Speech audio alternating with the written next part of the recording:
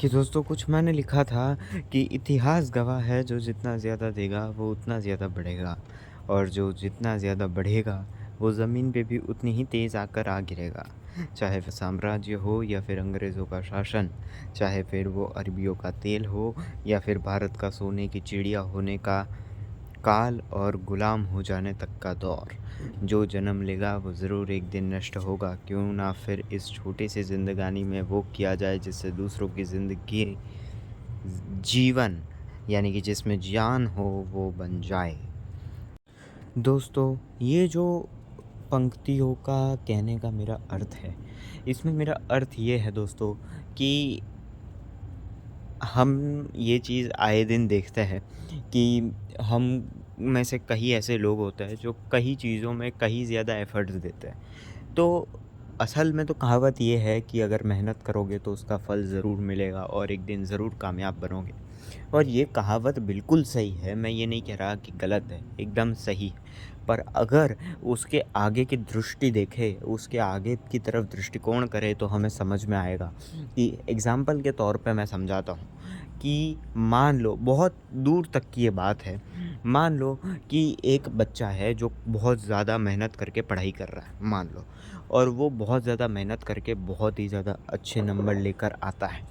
और वो बहुत अच्छे नंबर लाकर बहुत अच्छी जगह पे पहुंच जाता है, अपनी ज़िंदगी में बहुत अच्छे मुकाम पे पहुंच जाता है। तो हम यहाँ तक में देखते हैं, लेकिन अगर इसके आगे तक का सफ़र देखोगे ना तब समझ में आएगा कि इसका एक दूसरा रूप भी है। जैसे कि वो इंसान जो है वो बहुत ऊपर तक पहुंच जाता है, लेकिन उसके बाद में वो चाहता है कि वो उसका बेटा उसके तक या उससे भी ऊपर पहुंचे, जिसकी वजह से उसका जो बच्चे है उसको वो उस तरीके से उस माहौल में बिठा देता है कि वो बच्चा अपनी ज़िंदगी में से रस ही खो देता है और जो चीज़ उसके पिता ने अपने मन से की थी, अब उसका बेटा या बेटी वो चीज़ मन मार के कई बार करनी पड़ती है। बदले में होता क्या है कि वो बच्चा जो है वो उस क्षेत्र में भी आगे नहीं बढ़ पाता और दूसरे क्षेत्र में भी नहीं बढ़ पाता और इसका अंजाम ये होता है कि उसका उसके पिता जितना ऊपर गए होते हैं, उसका बेटा उतना ही ज़्यादा अपने आस-पास के लोगों में नीचा फ़ील करने लग जाता है। और अगर वो इंसान मान लो उस क्षेत्र में आगे बढ़ भी जाता है, तो उसकी अगली पीढ़ी उस क्षेत्र में पीछे आ जाती है। कहने का मतलब सिर्फ़ इतना है कि जो चीज़ अगर ऊपर उठी है, तो वो एक दिन ज़रूर नीचे गिरेगी, ये श्योर है।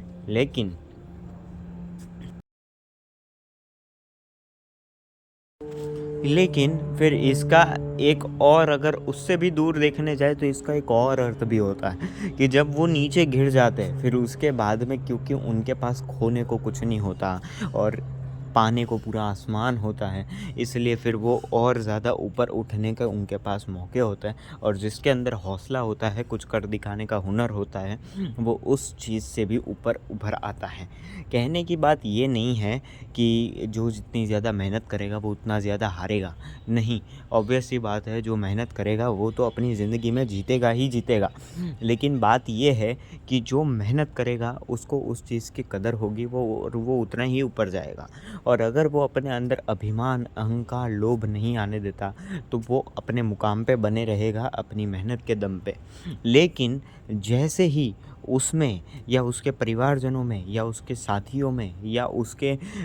आने वाली पीढ़ियों में किसी में भी अगर अहंकार आना शुरू हुआ उस पद्धति का, तो उसका गिरना तय है। कहने की बात सिर्फ इतनी सी है कि आप जितना ऊपर उठते जाते हो, आप पे ज़िम्मेदारियाँ उतनी ही बढ़ती जाती है और वो ज़िम्मेदारियाँ निभाना हर किसी के बस की बात नहीं होती और इसीलिए ये जो है वो मैंने लिखा था रैंडमली और आपको सुनाया।